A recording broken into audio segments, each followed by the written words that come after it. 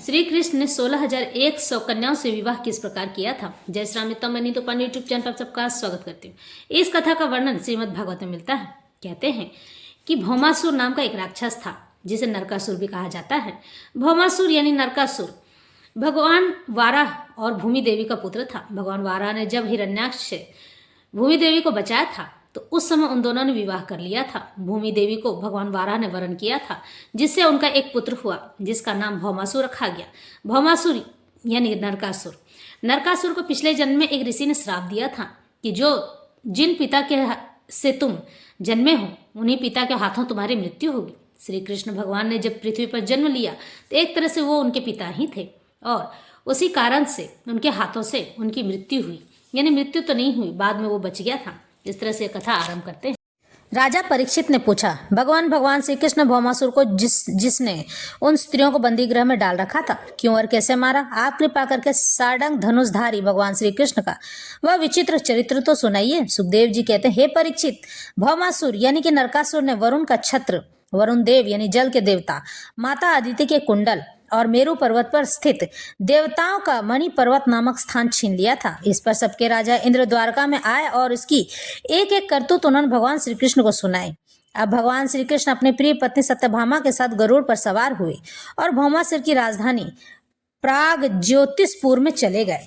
इसके बाद प्राग ज्योतिषपुर में प्रवेश करना बहुत कठिन था। पहले तो उसके चारों ओर पहाड़ों की किले बंदी थी, उसके बाद शस्त्रों का घेरा लगाया हुआ था, फिर जल से भरी खाई थी, इसके बाद आग या बिजली की चार दीवारी थी और उसके भीतर वायु गैस बंद करके रखा गया था।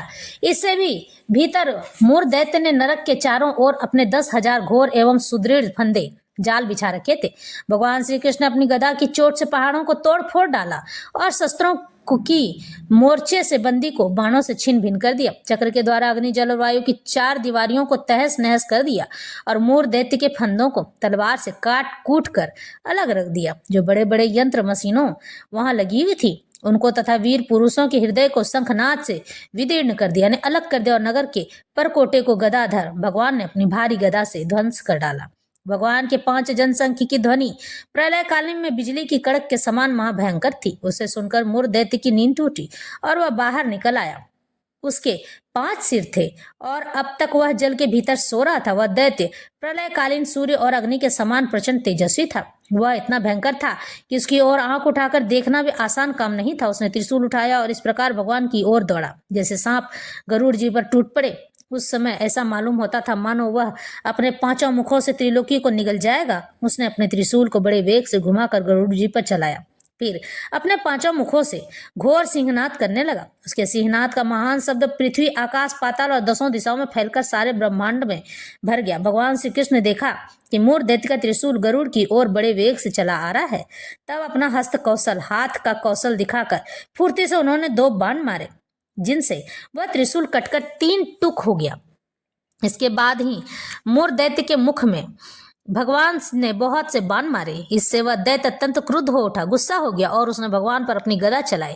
लेकिन भगवान श्री कृष्ण ने अपनी गदा के प्रहार से मूर दैत्य की गदा को अपने पास पहुंचने के पहले ही चूर चूर कर दिया। अब वह अस्त्रहीन हो गया था कारण अपनी भुजाएं फैलाकर श्री कृष्ण की ओर दौड़ा और उन्होंने खेल खेल में ही चक्र से उसके 5 सिर काट लिए। सिर कटते ही मूर दैत्य के प्राण पखेरु उड़ गए और वह ठीक वैसे ही जल में गिर पड़ा जैसे इंद्र के वज्र से शिखर कट जाने पर कोई पर्वत समुद्र में गिर पड़ता है। मूर दैत्य के 7 पुत्र थे, ताम्र, अंतरिक्ष, श्रवण, विभा, वसु, नभ, स्वाम और अरुण। ये अपने पिता की मृत्यु से अत्यंत शोकाकुल हो उठे थे और फिर बदला लेने के लिए क्रोध में भरकर शस्त्र के सुसज्जित हो गए और पीठ नामक दैत्य को अपना सेनापति बनाकर भौमासुर के आदेश से श्री कृष्ण पर चढ़ाए।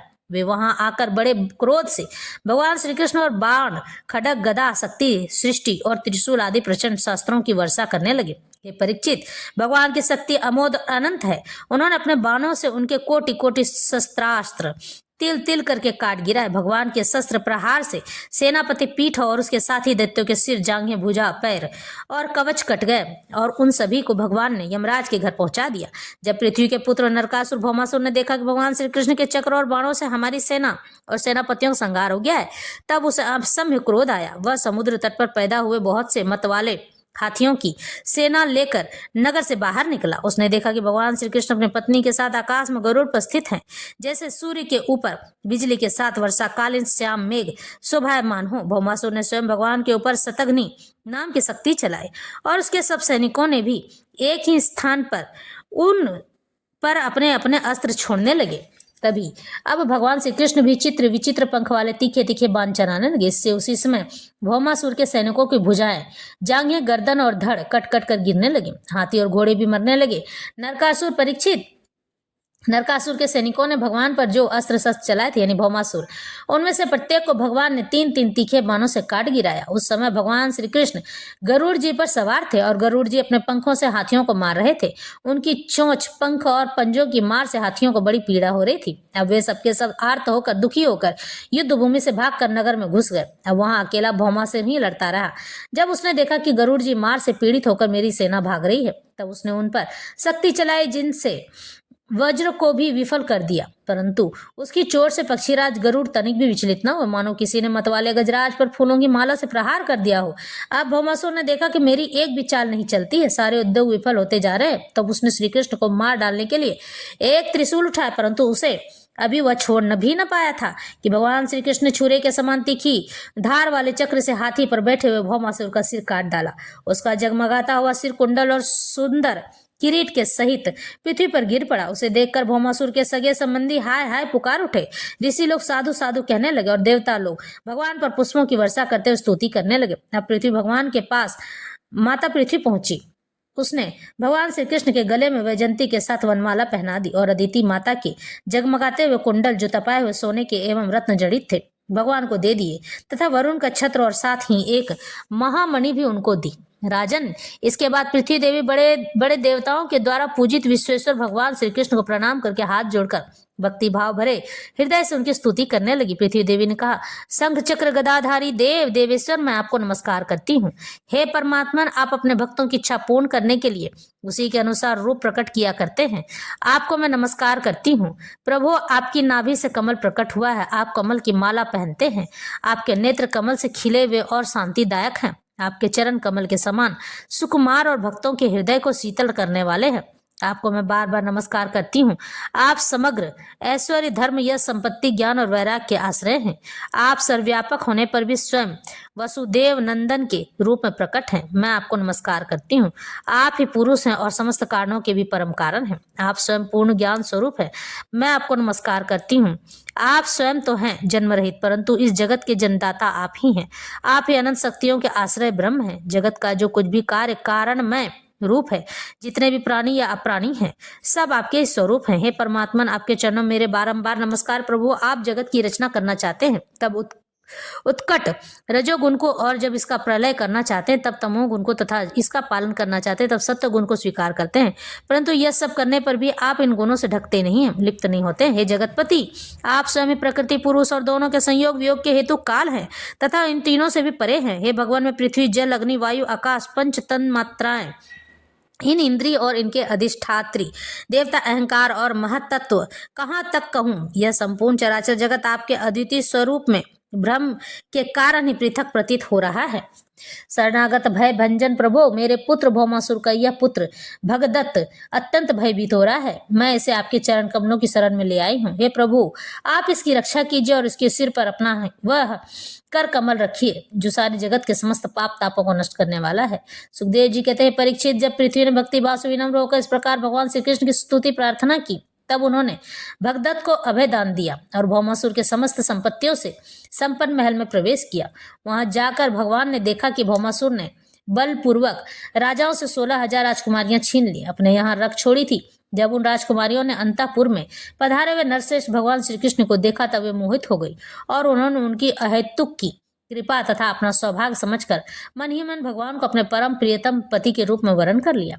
उन राजकुमारियों में से प्रत्येक ने अलग अलग अपने मन में यही निश्चय किया, ये श्री कृष्ण ही मेरे पति हों और विधाता मेरी इस अभिलाषा को पूर्ण अवश्य करेंगे। इस प्रकार उन्होंने प्रेम भाव से अपना हृदय भगवान के प्रति न्यौछावर कर दिया। तब भगवान श्री कृष्ण ने उन राजकुमारियों को सुंदर सुंदर निर्मल वस्त्र, आभूषण पहनाकर पालकियों से द्वारका भेज दिया और उनके साथ ही बहुत से खजाने, रथ, घोड़े तथा अतुल संपत्ति भी भेजी। ऐरावत के वंश में उत्पन्न हुए अत्यंत वेगवान 4-4 दांतों वाले सफेद रंग के 64 हाथी भी भगवान ने वहां से द्वारका भेजे। इसके बाद भगवान श्री कृष्ण अमरावती में स्थित देवराज इंद्र के महलों में गए।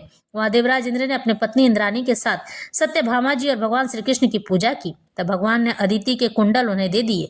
वहां से लौटते समय सत्यभामा जी की प्रेरणा से भगवान श्री कृष्ण ने कल्पवृक्ष उखाड़कर गरुड़ पर रख लिया। यानी कि सत्यभामा ने जो नरकासुर यानी भौमासुर को मारने में भगवान श्री कृष्ण की सहायता की थी, उस उपहार के स्वरूप में भगवान श्री कृष्ण ने सत्यभामा जी को कल्पवृक्ष उन्हें दान में दिया, देवराज उपहार में दिया। देवराज इंद्र तथा समस्त देवताओं को जीत कर उसे द्वारका में ले आए। भगवान ने उसे सत्यभामा के महल के बगीचे में लगा दिया। इससे उस बगीचे की शोभा अत्यंत बढ़ गई। कल्पवृक्ष के साथ उनके गंध और मकरंद के लोभी भौरे स्वर्ग से द्वारका में चले आए थे। परीक्षित, देखो तो सही, जब इंद्र को अपना काम बनाना था तब तो उन्होंने अपना सिर झुकाकर मुकुट की नोक से भगवान श्री कृष्ण के चरणों का स्पर्श करके उनसे सहायता की भिक्षा मांगी थी। परंतु जब काम बन गया तब उन्होंने उसी नहीं भगवान श्री कृष्ण से लड़ाई ठान ली। सचमुच ये देवता भी बड़े तमोगुणी हैं और सबसे बड़ा दोष भी उन्हें में धनाढ्यता का अधिकार है। इसी धनाढ्यता को यानी कि धन के अहंकार को धिक्कार है। उसके बाद भगवान श्री कृष्ण ने एक ही मुहूर्त में अलग अलग भवनों में अलग अलग रूप धारण करके एक ही साथ सब राजकुमारियों का शास्त्रों की विधि के अनुसार पाणी ग्रहण किया, यानी उनसे विवाह कर लिया। सर्वशक्तिमान अविनाशी भगवान के लिए इसमें आश्चर्य की कौन सी बात थी। परीक्षित, भगवान की पत्नियों के अलग अलग महलों में ऐसी दिव्य सामग्रियां भरी हुई थीं जिनके बराबर जगत में कहीं भी और कोई भी सामग्री नहीं है। फिर अधिक की तो बात ही क्या है। उन महलों में रहकर मति गति के परे की लीला करने वाले अविनाशी भगवान श्री कृष्ण अपने आत्मानंद में मग्न रहते हुए लक्ष्मी जी की अंश स्वरूपा उन पत्नियों के साथ ठीक वैसे ही विहार करते थे जैसे कोई साधारण मनुष्य घर गृहस्थी में रहकर गृहस्थ धर्म के अनुसार आचरण करता हो। हे परीक्षित, ब्रह्मा आदि बड़े बड़े देवता भी भगवान के वास्तविक स्वरूप को और उनकी प्राप्ति के मार्ग को नहीं जानते हैं। उन्हीं रमा रमन भगवान श्री कृष्ण को उन स्त्रियों ने पति के रूप में प्राप्त किया था। अब नित्य निरंतर उनके प्रेम और आनंद की अभिवृद्धि होती रहती थी और वे प्रेम भरी मुस्कुराहट, मधुर चितवन, नव समागम, प्रेमालाप तथा भाव बढ़ाने वाली लज्जा से युक्त होकर सब प्रकार के भगवान की सेवा करती रहा करती थी।